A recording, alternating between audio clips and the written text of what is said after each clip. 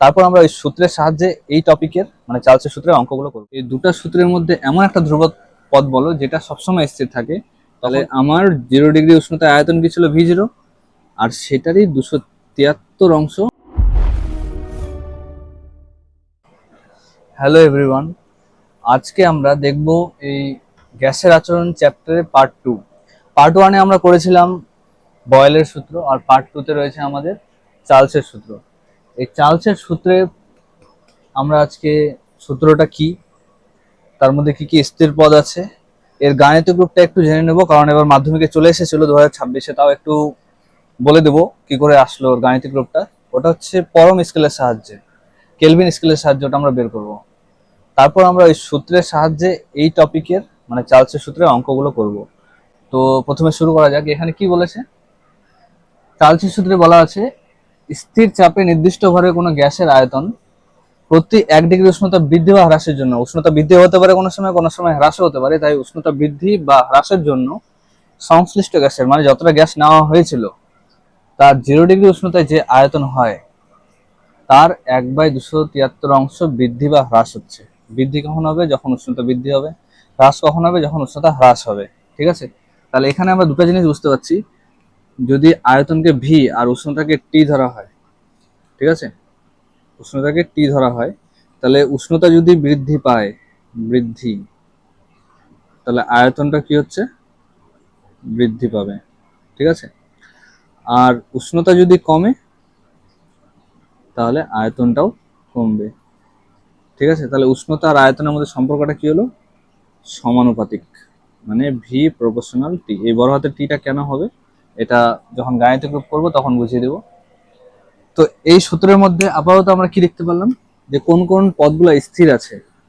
প্রথম পদ স্থির আছে গ্যাসের চাপ, এখানে লেখা আছে স্থির চাপে, গ্যাসের চাপ এখানে উল্লেখ করা থাকবে না। আর তাছাড়া কি আছে? গ্যাসের ভর। একটা কোশ্চেন আছে যে বয়েল ও চার্লসের সূত্র, বয়েল ও চার্লস এই দুটা সূত্রের মধ্যে এমন একটা ধ্রুবক পদ বলো যেটা সবসময় স্থির থাকে, তখন সেটার অ্যান্সার হবে গ্যাসের ভর। এটা খুবই ইম্পর্টেন্ট। ঠিক আছে, গ্যাসের ভরটা খুবই ইম্পর্টেন্ট। এটা শর্ট কোশ্চেনে থাকতে পারে, MCQ-তে থাকতে পারে, SAQ-তেও থাকতে পারে। ঠিক আছে, তো এটা একটু জেনে রাখবো। তারপরে এবার আমরা যাচ্ছি এর যে গাণিতিক রূপ। আচ্ছা, গাণিতিক রূপ বলার আগে আমি একটা বুঝিয়ে দিই। আমি কোনো একটা পাত্রে গ্যাস নিলাম, ঠিক আছে, কিছু একটা পরিমাণ গ্যাস নেওয়া হলো। তো এই গ্যাসটার উষ্ণতা আমি 0 ডিগ্রি সেলসিয়াস মনে করলাম, ঠিক আছে, আর 0 ডিগ্রি সেলসিয়াস উষ্ণতায় ওর আয়তন মনে করলাম V0। ঠিক আছে, এবার যদি আমি এর উষ্ণতা বৃদ্ধি করি T ডিগ্রি, 0 ডিগ্রি থেকে আমি T ডিগ্রি সেলসিয়াস করলাম। T ডিগ্রি সেলসিয়াস মানে এখানে যে কোনো উষ্ণতা হতে পারে, 10 ডিগ্রি হতে পারে, 12 ডিগ্রি হতে পারে, 50 ডিগ্রি হতে পারে, 100 ডিগ্রি হতে পারে।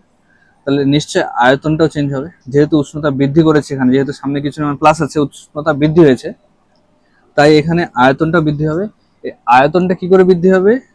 এই যে 0 ডিগ্রি উষ্ণতায় যেটা আয়তন থাকে সেই আয়তনটা তো থাকবেই, তার 1/273 অংশ বৃদ্ধি বা হ্রাস হবে। এখানে 1 দেওয়া আছে, কিন্তু এখানে উষ্ণতা আমার কি নেওয়া আছে? T ডিগ্রি, তাহলে T/273 উষ্ণতা বৃদ্ধি হবে। এটা হবে তার মেন আয়তন। ঠিক আছে, আরেকবার বলে দিচ্ছি। কোনো একটা পাত্রে গ্যাস আছে, গ্যাসের 0 ডিগ্রি উষ্ণতা আয়তন ছিল V0, কিন্তু এবার আমাকে উষ্ণতা হচ্ছে T ডিগ্রিতে বলা হয়েছে। তো T ডিগ্রি উষ্ণতায় আয়তনটা কি হবে? এখানে বলে দেওয়া আছে 0 ডিগ্রি উষ্ণতায় যেটা আয়তন হয় তার যথাক্রমে এত অংশ বৃদ্ধি বা হ্রাস পায়। এখানে বৃদ্ধি আর হ্রাস কি করে বুঝবো? এখানে দেখবো উষ্ণতাটা প্লাসে আছে না মাইনাসে। T ডিগ্রি সেলসিয়াস সামনে কিছু নেই মানে প্লাস আছে, তাহলে উষ্ণতাটা কি হবে? বৃদ্ধি হবে। আর যদি এখানে T ডিগ্রি মাইনাসে থাকতো তাহলে এটা এই জায়গায় মাইনাস হতো। তাহলে আমার 0 ডিগ্রি উষ্ণতায় আয়তন কি ছিল? V0, আর সেটারই 273 অংশ মানে 1/273 অংশ বৃদ্ধি পাচ্ছে, তাই এখানে প্লাস করেছি। তাহলে এটা হলো আমাদের T1 ডিগ্রি সেলসিয়াস উষ্ণতায় আয়তন। এবার এটারই আমরা গাণিতিক রূপটা করব। গাণিতিক রূপ করে অঙ্কের সূত্রটা বের করব।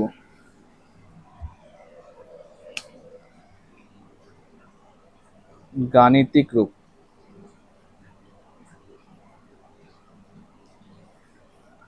তো গাণিতিক রূপ করার সময় আমরা এখানে ধরে নেব, ধরা যাক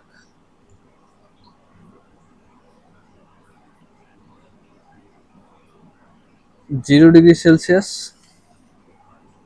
T1 ডিগ্রি সেলসিয়াস ও T2 degree Celsius উষ্ণতায়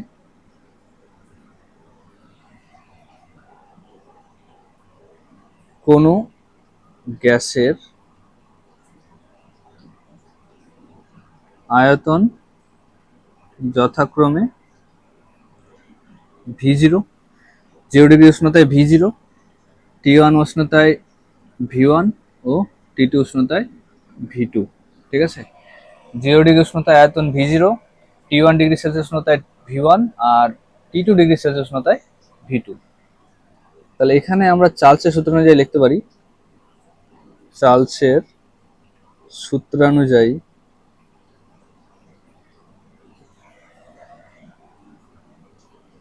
T1 degree Celsius উষ্ণতার ক্ষেত্রে এটা কি হবে, V1 এর মানটা কি বের হবে? V1 এর মানটা বের হবে, আগে যেটা আয়তন ছিল 0 ডিগ্রি উষ্ণতা, যেটা আয়তন একটু আগে যেটা বুঝালাম, তার কি হয়েছে, T1 ডিগ্রি সেলসিয়াস উষ্ণতা হয়ে গেছে। তাহলে কি হবে, V0 ইন্টু T1 বাই 273। তাহলে এখানে দেখো, এখানেও V0 আছে, এখানেও V0, তো V0 কি যাবে, কমন যাবে। এখানে পাশে পাশে করছি, আটবে না হলে।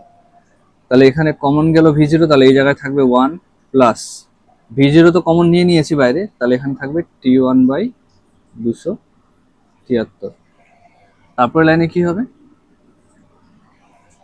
এখানে বাইরে V0 থাকবে আর ভেতরে 273 তো লসাগু যাবে, তাহলে উপরে হবে 273 যোগ T1।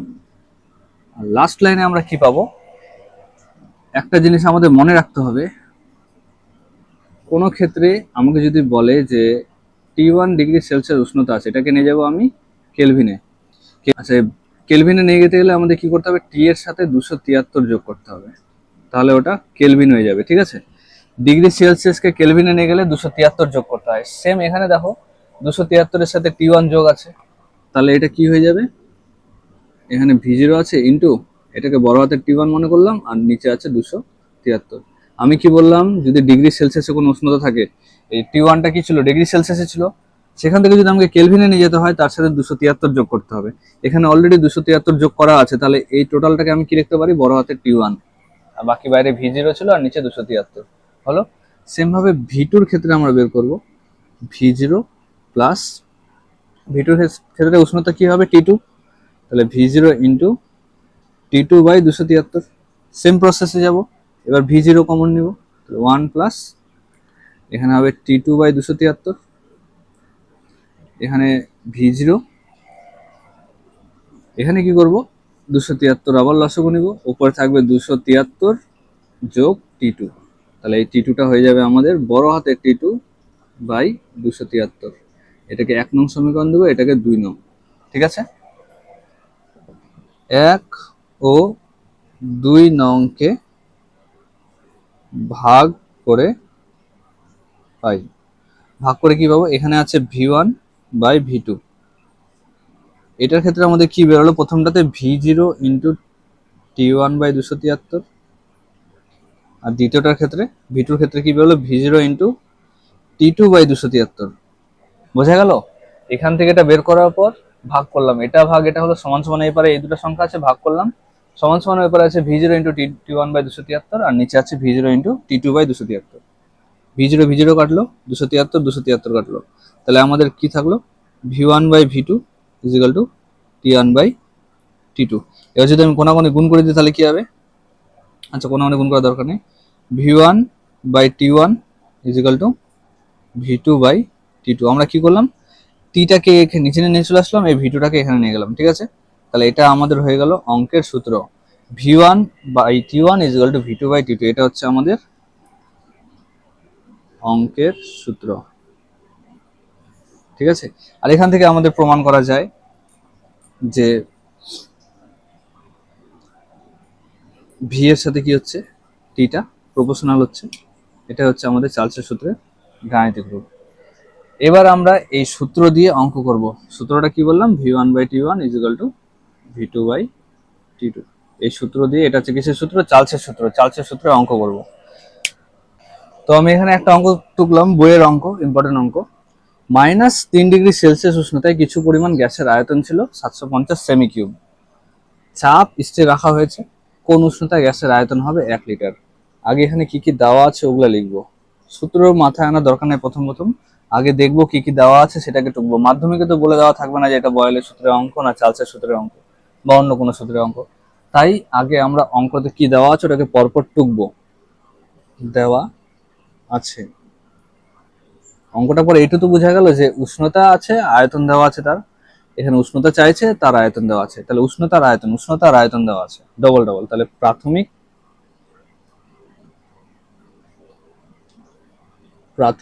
উষ্ণতা কি হবে? T1। এবার এটার ক্ষেত্রে মনে রাখতে হবে, আমি একটু আগে বলেছিলাম এই T1 বড় হাতের কি হয় কেলভিন স্কেলে, কিন্তু দেওয়া আছে কি এটা সেলসিয়াস স্কেলের মান। তো সেলসিয়াস থেকে কেলভিনে নিয়ে গেলে আমাদের কি করতে হবে, যেটা দেওয়া আছে সেলসিয়াসে তার সাথে 273 যোগ করতে হবে। তাহলে যেটা বেরোবে আমাদের ওটা হবে আমাদের কেলভিন। তাহলে 273 থেকে 3 মাইনাস করলে কত হবে? 270 কেলভিন। এবার প্রাথমিক আয়তন কি? V1, এর মান কত? 750 সেমি কিউব হয়ে গেল। এবার হচ্ছে অন্তিম উষ্ণতা হচ্ছে T2, যার মানটা দেওয়া নেই যে কোন উষ্ণতায়। এখানে এটা অ্যান্সারটা চাইছে কোন উষ্ণতায়। তো গ্যাসের আয়তনটা দেওয়া আছে, অন্তিম আয়তন হচ্ছে V2 ইজিক্যাল টু 1 লিটার। এবার এখানে একটা কনফিউজিং জিনিস আছে, এটা সেমি কিউবে ছিল, এটা লিটারে আছে। মনে রাখবে 1 লিটার সমান সমান 1000 সেমি কিউব। ঠিক আছে, এইগুলা জিনিসটা জেনে রাখা দরকার। এবার আমরা এটা দেখে তো বুঝতে পারলাম ভি আর টি, V1 আর T1 আছে, V2 আর T2 আছে। তাহলে এখানে আমরা ডাইরেক্ট লিখে দেবো, আমরা জানি V1 T1 দিয়ে আমরা কি সূত্রে জানি, V1 by T1 is equal to V2 by T2। V1 এর মান কত? V1 এর মান এখানে দেওয়া আছে 750, T1 এর মান কত? 270, সমান সমান V2 এর মান কত? 1 লিটার ছিল মানে 1000 সেমি কিউব, আর T2 এর মানটা বের করতে বলেছে। তো এখানে কি করবো, এই শূন্য কাটলাম, বাকিগুলো একদিকে নিয়ে যাবে। এবার T2 এর সাথে গুণ আছে 75, T2 ইন্টু 75, এদিকে 1000 এর সাথে গুণ আছে 27, কোনাগুনি গুণ হয় বজ্র গুণন। T2 এর সাথে 75 গুণ হলো আর 27 এর সাথে 1000। তাহলে T2 ইকুয়াল টু কি হবে? 1000 ইন্টু 27 বাই 75। কাটাকাটি করার চেষ্টা করছি, 3 দিয়ে কাটছে, 3 দুগুণা 6, 3 5 15। ঠিক আছে, আর এটা কাটছে 3 নং 27। এবার 25 দিয়ে কাটবো, 25 4 এ 100 হয়, আর এখানে একটা শূন্য আছে, শূন্য বসিয়ে দিলাম। তাহলে 4 নং 36, একটা শূন্য। এটা হচ্ছে এত কেলভিন বেরোলো কিন্তু। ঠিক আছে, এবার যদি অ্যান্সারটা আমাদের বের করতে হবে কি ডিগ্রি সেলসিয়াসে, যেহেতু ডিগ্রি সেলসিয়াসে ছিল। অতএব নির্ণেয় অন্তিম উষ্ণতা কি? 360 কেলভিন বেরোয়েছে, কিন্তু আমার অ্যান্সার লাগবে 273 ডিগ্রি সেলসিয়াসে। তাহলে আমাদের কি করতে হবে, আগে যেমন সেলসিয়াস থেকে আমি কেলভিনে গেছিলাম, সেলসিয়াস থেকে কেলভিনে গেলাম, 273 যোগ করতে হয়েছিল। তো কেলভিন থেকে যদি আবার এটাতে যাই সেলসিয়াসে, তাহলে কি হবে, 273 বিয়োগ করতে হবে। তাহলে এটা কত বেরোচ্ছে? 10 থেকে 3 বাদ দিলে 7, হাতের 1, 8, 16 থেকে 8 বাদ দিলে 8, 87 ডিগ্রি সেলসিয়াস। এবার তোমরা এটা বলতে পারো যে যেহেতু আমাকে সেলসিয়াস দিয়ে কেলভিনে যেতে হচ্ছে, আবার লাস্টে সেলসিয়াসে আসতে হচ্ছে, তো আমি ডাইরেক্ট কেন কেলভিনে নিয়ে যাব, ডাইরেক্ট সেলসিয়াসে করলেও তো হতো। কিন্তু হবে না, কারণটা হচ্ছে চার্লসের সূত্রের ক্ষেত্রে আমরা যে সূত্রটা দেখেছি ভি প্রপোর্শনাল টি, এই টি এর মানটা হয় কেলভিন স্কেলে সবসময়, কেলভিন। ঠিক আছে, কেলভিন স্কেলে হয়, তাই এই ডিগ্রি সেলসিয়াসের মান থাকলে ওকে কেলভিন নিয়ে যেতে হবে, আর অলরেডি যদি কেলভিনে থাকে তাহলে ওকে কেলভিনে করতে হবে।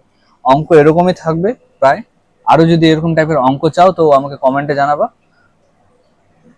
এর থেকে বেশি টাফ কোশ্চেন দিবে না। Thank you.